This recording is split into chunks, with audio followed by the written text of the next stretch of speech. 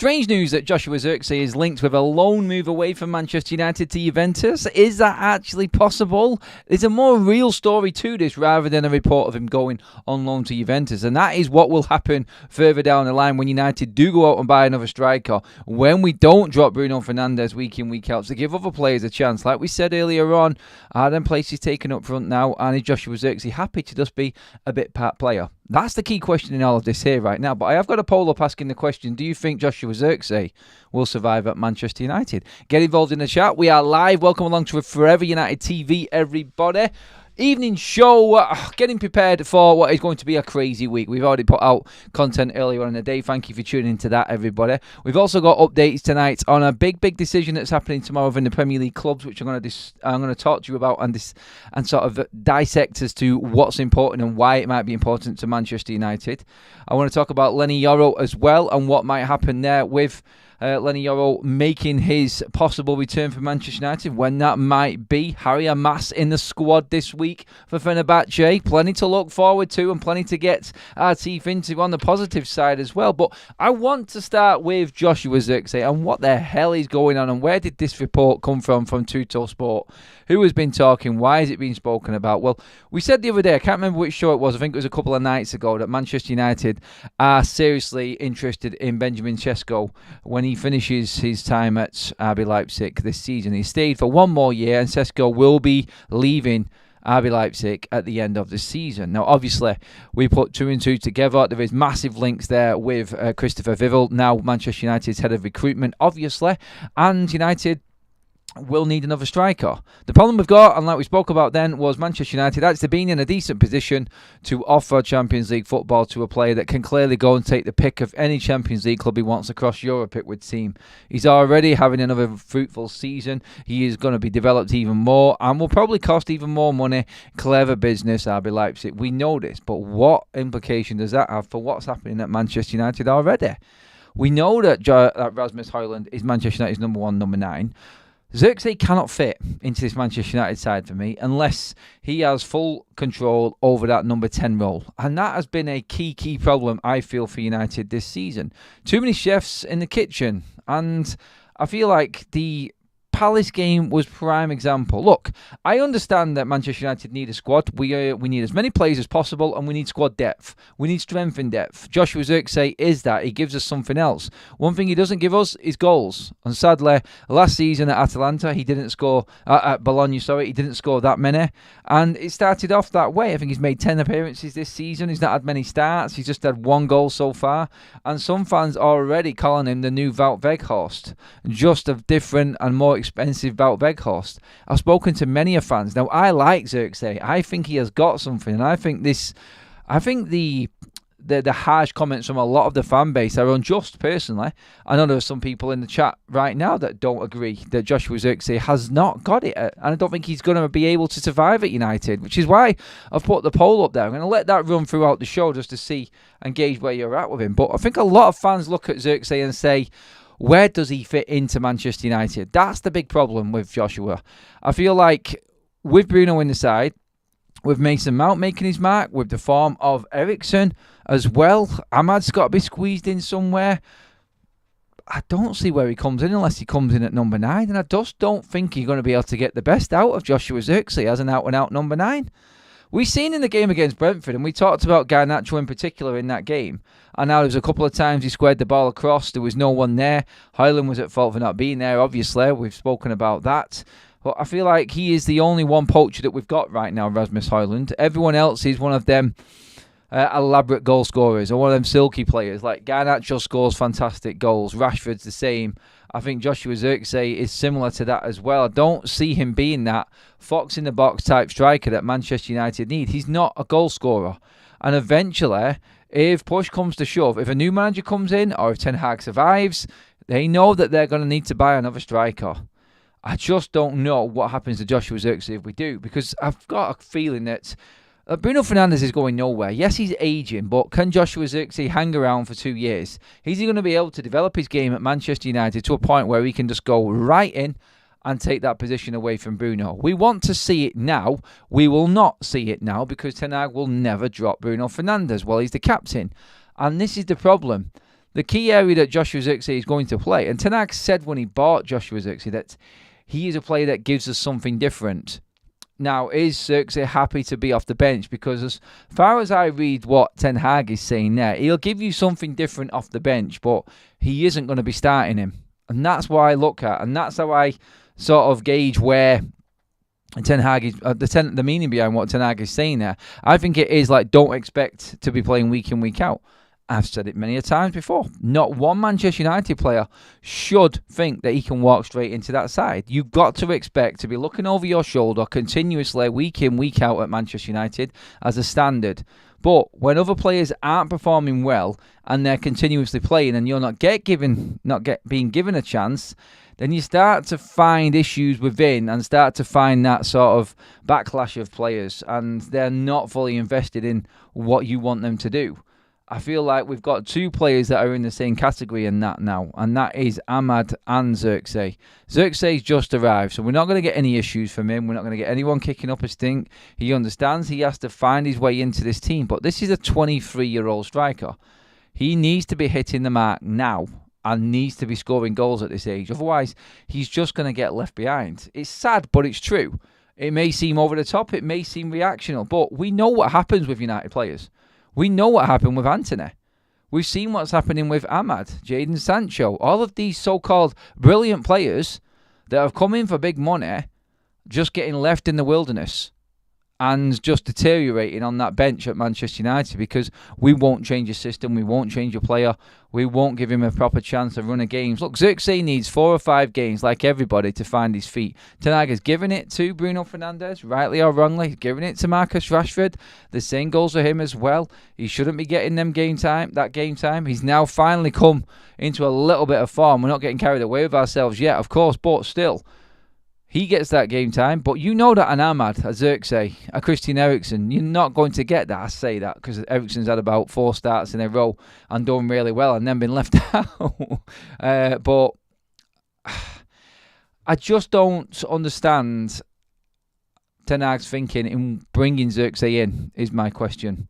He needed a striker that was going to give him goals this summer to help him and pretty much quash all of the Ten Hag out noises, because he was up for the high jump in the summer. We know this, and he needed someone to come in to really help him move forward and give him that guaranteed goal output, at least 20 goals in a season. That's what he needed to bring in the summer.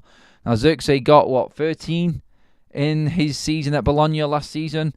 That's still not enough, and in the Premier League you need to have someone who is going to put the ball in the back of the bleeding net. Otherwise you are going to struggle, and United are struggling. It's as simple as that. There's no other way of putting it. You're looking at Zirkzee, and you know he's not going to get you goals. Rasmus Højlund, you're really pushing it out for that. I'm hoping that he gets you the goals. But when you break it all down, who is going to be number 1 at Manchester United? Who is going to be that one who gets you the goals? Who's going to play at number 9 week in, week out? It isn't Zirkzee. I don't know where else he plays. He can play left, he can play right. He's not going to, though. He's got players in front of him right now. I just don't know where or how he actually gets into this team. It just looks like an impossibility for him to get in and get consistent games. Although, tell me I'm wrong here, but I just don't see him getting enough game time to find his form. And again, it's another player we've brought in, and apparently we've brought him in for a reason. He does something a bit different than every other Manchester United forward. But when are we going to see that difference? That's the worry that I've got. If he's happy to be a bench player, let's say, and sit there and play second fiddle to Rasmus Højlund, then credit to him. And you know what? There are some players that have made a career of that. And I'm not dismaying that. I'm not saying that is a career that's a career that nobody should go down. Some people are quite happy and content to be part of a mega squad of players and just play their part. They want to be in and amongst that. And if he's happy doing that, then yeah, all right.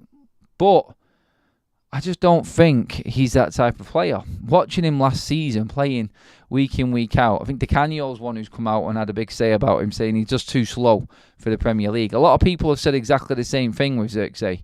They've said he's just too slow and he's not going to make it in the Premier League. He suits Italian football better than the Premier League. And I kind of agree with that at the moment. You're hoping that he can adapt. You're hoping he can get into the rhythm of Premier League football. But you don't get that unless you're playing week in, week out.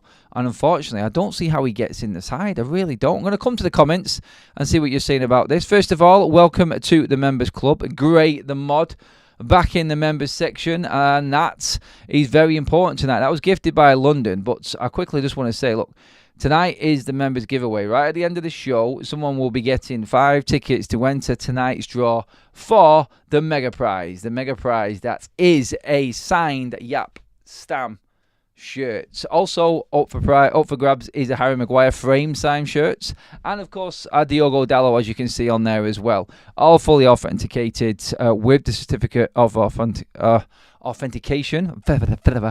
A lot there for me to say.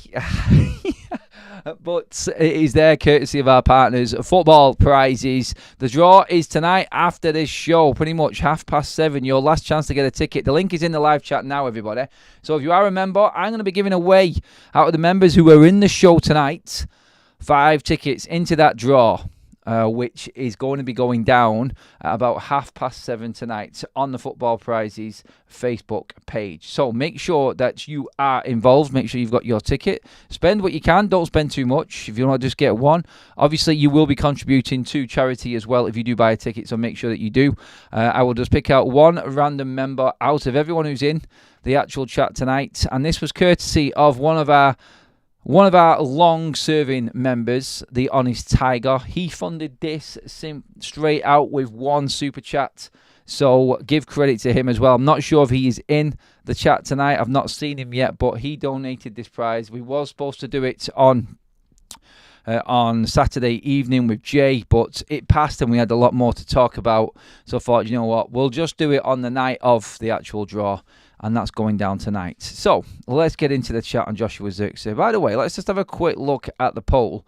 Do you think Joshua Zirkzee will survive at Manchester United? 58% of you have said yes so far. 42% have said no. There are plenty of doubters on Joshua Zirkzee. And this is what I was saying before in the opening to the show. I just don't get it yet. I think it's unfair. But United fans have become accustomed to sealing failures consigned in every single week.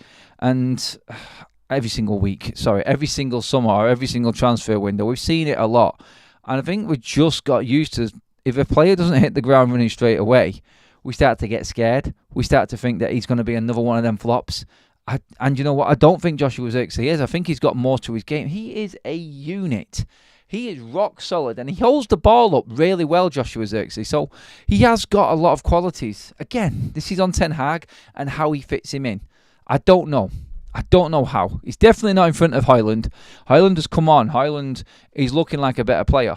There are still plenty of people doubting Højlund. I get it. I do. He has a touch like a trampoline sometimes. He really does. But his hold-up play is getting better. He's stronger. I think he has lost a few pounds. Me and Jay were talking about this the other night. That element is there.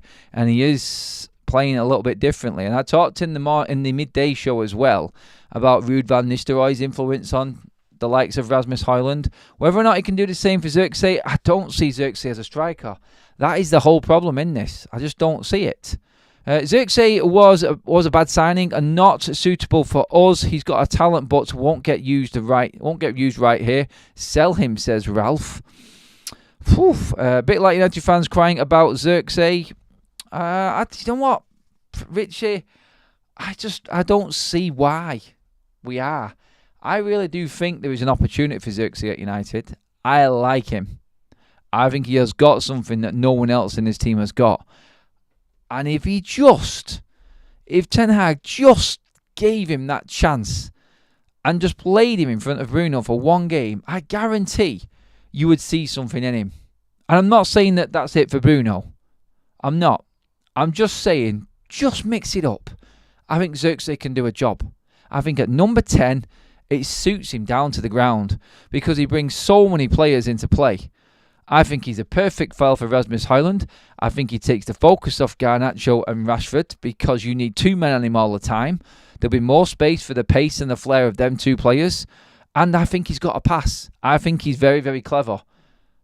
And I think Rasmus Højlund will benefit from that. I would love to see them two play. That would be the ultimate forward line right now.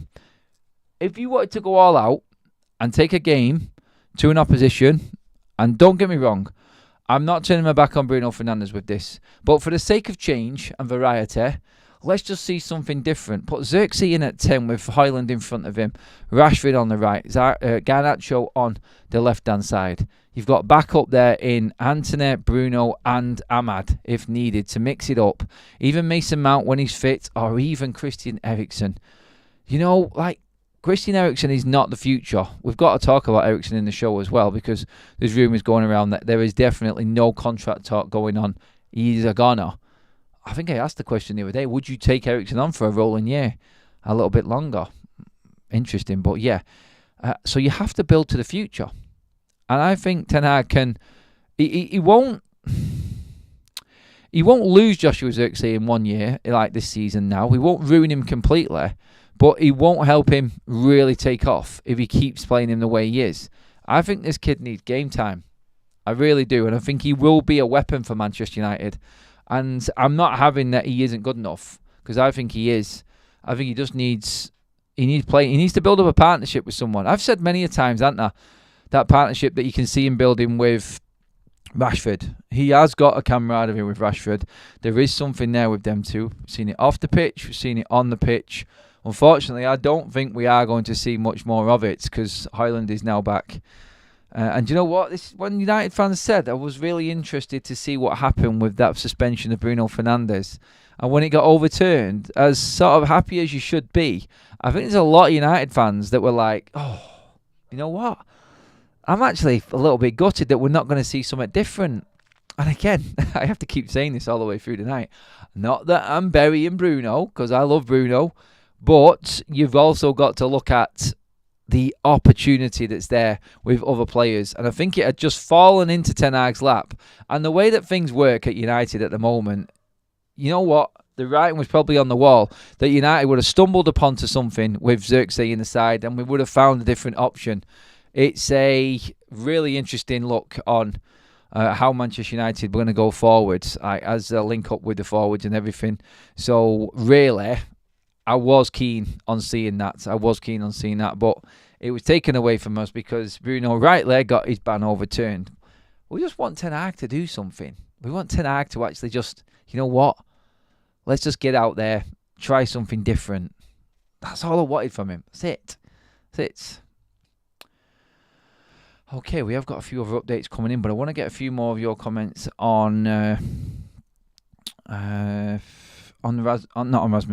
Zirkzee. So, let's see what else we've got. Why do we keep buying bench warmers? Says Sejin. The recruitment at this club under Ten Hag is terrible. The player that could help us, he won't start in Agate. Agate is another problem, isn't it? Like, I think we were talking about this last night on the show, talking about how Ten Hag is reluctant to play Manuel Agate. Still don't understand that, by the way. I don't know. I think he needs more game time now. Whether or not we'll see him against Fenerbahce, I don't know. Is that too risky a ploy? Putting him out there in that big game, such a massive game, like Ten Hag has described it in his speech last night. I don't know. Can see Zirkzee keep up with EPL speed in games where everyone is playing fast. Is that supposed to say can't there? I think that one might have been supposed to have said can't. Christopher says, I don't really think any of United players are any good, and then Ten Hag is not good enough. Bruno is just a petulant child who need a good backhander around the ear. That's an old school one talking right there. The old backhander. Das Sweet says, it's Erik Ten Hag last season either way, and a lot of this squad will be gone. Interesting to see what does happen if he does go at any point, even at the end of the season if he does. Adam, I wonder if there's a play, I wonder if they play Zirkzee as a number 10, hold up the ball, etc. to pass into the front players. I just said that, Pete. Yeah, I really do think there is, mate. I think there is room for him there. Who scored Zirkzee for goals? Stevie Wonder? I'm not sure what that means. in terms of how you've put it out there, mate. But yeah, sort of get the gist that you're not happy with him. I don't rate him at all. United Spotlight says, the best thing Zirkzee has done for this club is open people's eyes up on how bad Bruno is become. If they were saying Zirkzee is a 10 in front of Bruno, that's all you need to know. That's all you need to know about how bad Bruno is. Bruno isn't bad. Bruno is just not working. And rather than persist, I would say change it up. Take him out of the side. Simple. In terms of who thinks in the chat right now if Joshua Zirkzee can survive at Manchester United, 59% of you are saying yes still. So, a good chunk of people thinking that Zirkzee has still got a chance. E. McDonald, if Zirkzee was allowed to play his natural game, he will do fine at United. Is he the next Rooney? No, but he can play, likes to drop back for the ball and can play the ball forward. Watch his Serie A highlights. Yes, Jensk is in the chat and has donated a membership. Who is taking that one? Dress to Sweet. Another one that's in this draw later on, which is which is good. I do like, and what I'm doing at the moment, I'm just counting the number of members as they go through and just jotting everything down here. So every member has got a number at the moment. And what I'm going to do, I'm going to announce it right at the end to see who gets the tickets. And then we can hopefully celebrate someone else winning a prize. Right, moving on. Okay, that's enough of the comment section. Thanks as well, Yanks. Appreciate that. Make sure you do thank anyone who drops a membership into the chat or donates one. If you are that lucky recipient of that membership, get into the chat, the live chat, and thank that person, please. It is only the right thing to do. Okay, moving on. I want to talk about Leny Yoro. So plenty of news circulating around Leny Yoro and what his return time is being. He is recovering well. And he is in a position where he's now back on grass as part of his recovery process. He is in and out of the gym. He is moving forward. But it's been said that he will not be rushed back in to action, which I think is something we all expected. Look, we have got an abundance of defenders. I think by the time that Zirkzee is in, Harry Maguire would have recovered from his injury. And we've got cover there already. Obviously, De Ligt's there. We've got Martinez there. Harry Maguire, Victor Lindelof, Johnny Evans. We've got plenty of cover, so absolutely no need to rush Leny Yoro back. And it's good that they are taking their time with him and giving him the proper recovery. Obviously, being an 18-year-old, he's going to recover very quickly anyway. So more good news for Manchester United on that side of things. And I think he will come into the side at some point, and I think will just cement himself in there. It's going to be really interesting to see Leny Yoro play alongside Lisandro Martinez. I think that's the play. I think that's what Ten Hag, that's what Manchester United, I think that's what they were looking to get to in terms of their perfect defensive setup. So, yes, I think once he eventually comes in, I think he'll cement his place in. I do believe he's good enough to hold his place as well. So, it'll be really interesting to see when he starts playing more games or when he makes his debut and how he does. And hopefully United fans will give him chance. Like, it has been a bit of a disaster, an absolute disaster for him at the start of his Man United career. It couldn't have gone any worse. Make sure as well tonight we have extra content coming to you on Football Talks. That's our sister station as well. We have got another channel doing all other Premier League football. New content out tonight at 8 o'clock as well. So make sure that you are... make sure you're there on that channel. Give that a watch as well. Give me your feedback on that. Fresh content coming tonight. So get there, please, everybody. Thanks for all the likes on the video as well, everyone, so far. Well over 100. Keep liking the video. Make sure you have subscribed to Forever United TV as well, more importantly. And yeah, give me your thoughts on Leny Yoro. Do you think he comes straight into this side? Get your comments in right now. Do you think that he has got a chance of just coming in and taking the place of De Ligt? I can't see Martinez being dropped. I just can't. I think he's one of them guaranteed first names on a team sheet when all is in, everyone's fit. I think he is that type of player. So I can't see him taking the place of Martinez. I really don't see that happening. But De Ligt, maybe. Or does he come in behind Matthijs De Ligt? He is only 18, remember. So it'll be interesting. Adam, will you be doing any content at the red cards that happened over the weekend? Oh, right, different content. Look, there is different content coming up. There is always going to be that other type of content on Football Talks. There is something from the weekend action going up tonight, so I won't give it away. But something a little bit different that is going up later on, so make sure you tune into that, please, everybody. It is something different that no one else is doing, so make sure you go and give it a watch and give me your opinion on it. And of course, make sure you subscribe for all the future content. I dropped Martinez for him, but Erik ten Hag won't drop him. No chance he's an Erik ten Hag favourite.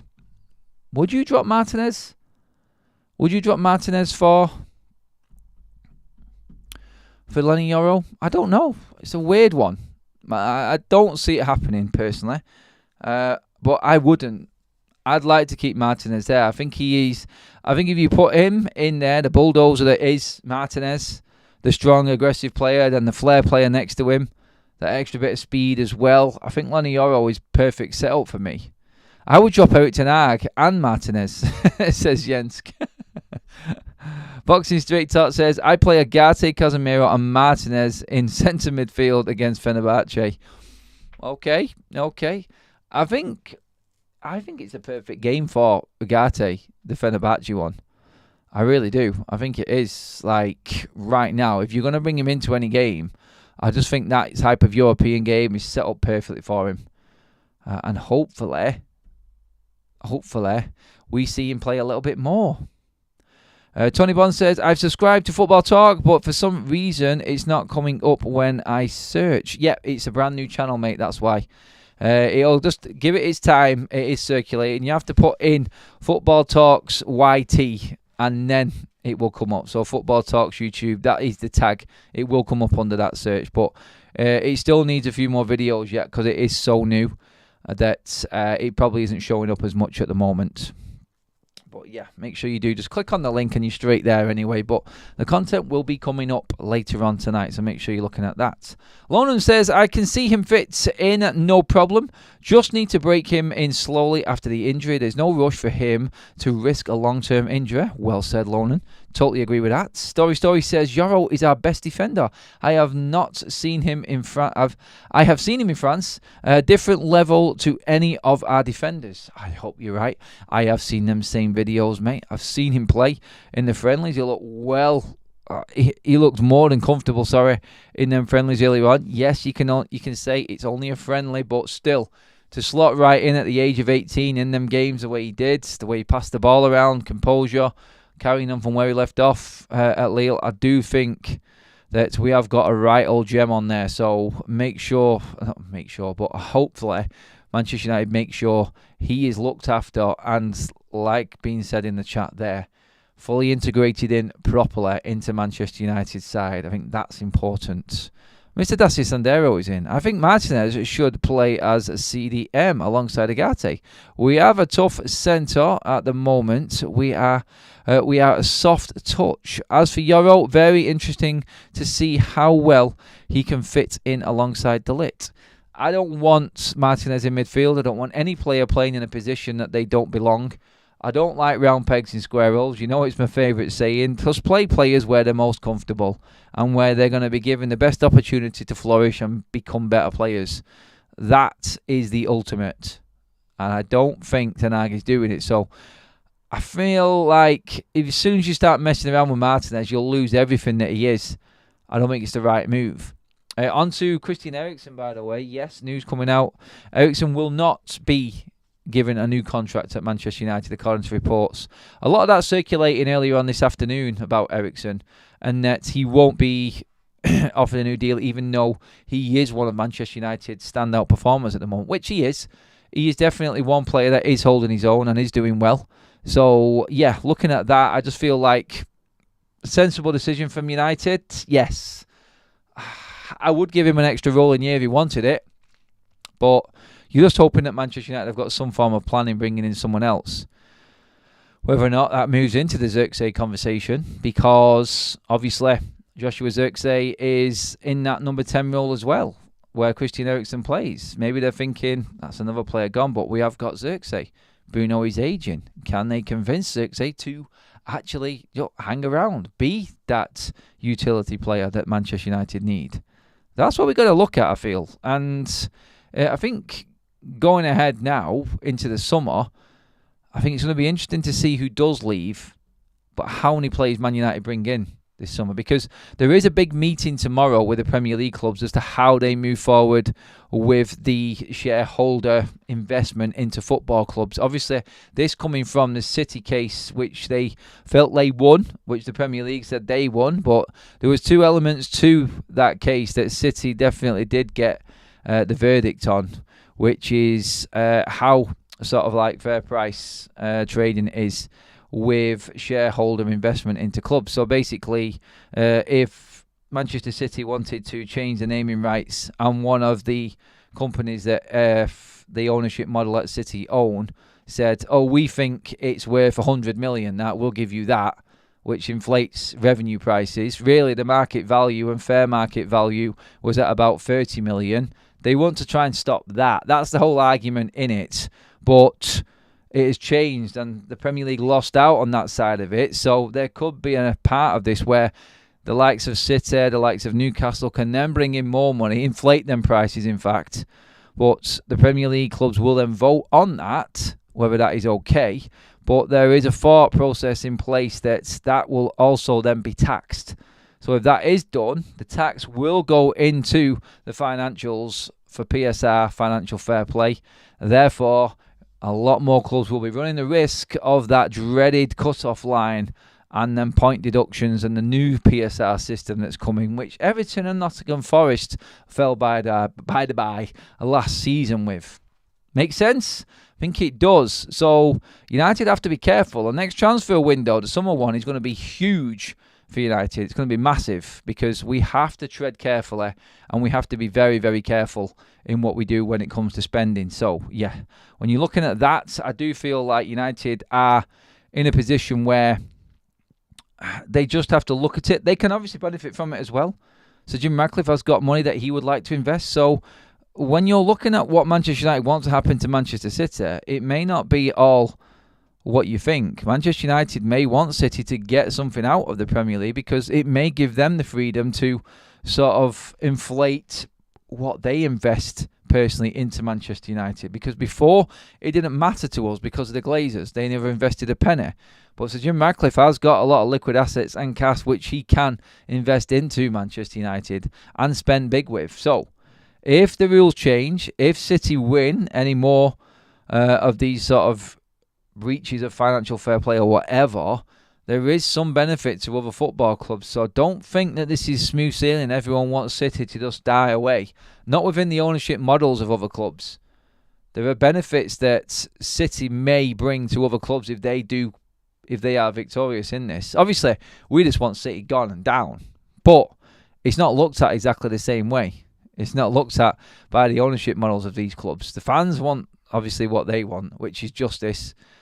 I don't think it's looked at like we do. I don't think it's looked at the way the fans do above at board level. So it'll be interesting to see what happens with that. But I just got a feeling that United will tread carefully. And this is why we are open to, obviously, loans for Anthony, trying to take little bits off the wage bill and everything like that. Trying to do what we can to actually balance books where we can, because if we don't get Champions League money, we haven't got that there, and we obviously lose out on Adidas money and the sponsorship side of things as well, then we've got a big, big problem. And we're not going to be able to spend much money. So big decisions need to happen. Big decisions definitely need to be... we need someone with big balls to make the calls, and that's what's important. Okay, and that pretty much takes us to our little prize draw and what is happening. This is the prize again. I'll bring it up on the screen right now before we finish up. I am doing a members giveaway. The prize is, as you can see right there, a signed Yat Stam shirt. Now, we're not giving it away directly. I'm giving 5 tickets away to this draw, donated by the Honest Tiger, one of our longest serving members. And the prize is going to go to one of the members right now. So I have all my numbers down. What I'm going to do, Kaz is in the chat, I think. Kaz just needs to give me a number. I have nearly every single member written down right here. and I have got them in order, initialed, so I need to remember the initials. I should have organised this a bit better, but the initials of all of the members, luckily they're quite a mixture of names. So I've got numbers and I've got initials next to them. So Kaz,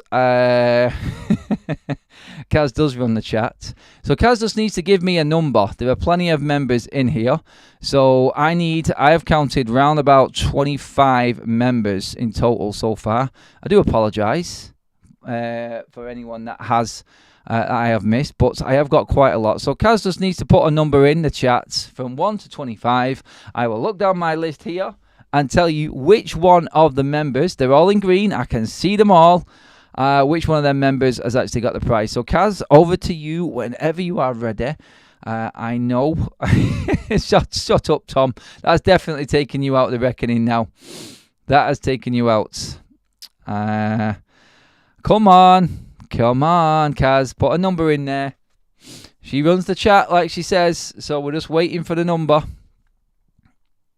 Pick one number between 1 and 25. I'm sure I just did say that. I'm sure I did. She's panicking now. She's nervous because she doesn't want to upset people, bless her. So just pick a number between 1 and 25. Any of them. She's gone with 16. 16. Okay, right. I've got it. Oh, it may be difficult. It may be difficult because I know he's not in the country. So if he does win this prize, then we're going to have to do something. But it has gone to... It's gone to Adam, Minnesota. Adam, the one who actually sent me his shirt one time. I cannot believe it. He's only just popped in there. I can see him in the chat right there now. Mixed up within... Adam, you are the lucky winner of the prize. Now, it isn't a win necessarily. You're just entering this prize draw with 5 tickets. As you can see, the ticket prices for the prize is actually £3.95. So you got the value of 5 of them tickets. And yes, you are in the draw tonight. So, Adam... you have got my Instagram. All you have to do is DM me. I will send you your ticket numbers and you can watch that prize tonight on Football Prizes. It's on their Facebook page, mate. So if you DM me on Instagram, buddy, I will send you the information across and you can watch it. And hopefully you are a winner, mate. I hope you do win it. It is real. Actually, do you know what? I entered this myself and I did get a prize. I did actually win. Something which is going up in the actual studio. So just for everybody who doesn't believe that it's actually real, I'm just going to show you right now because I did enter myself and I did win on this one. They didn't give it me, I promise you. I got it. I won it properly. So here we go. This is what I got. Look. Boom! Yes! Signed, framed.